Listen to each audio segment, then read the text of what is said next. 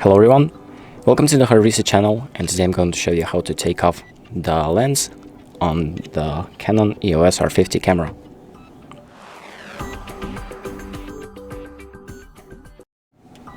So before we take off the lens, it's important that we make sure that the camera is turned off. So switch this little switch off to turn the camera off. And then the next thing that we're going to do is grab a hold of the lens and the camera and press on this little button right here. So hold it and just twist the lens off to the left, and as you can see, it comes off easily. And now do not forget to put on all of the protective caps that are of the lens and of the camera.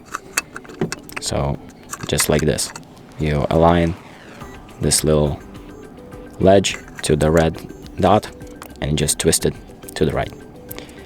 And now it's safely secured. So that's about it. Thank you for watching. I hope this video helps, and make sure to like and subscribe.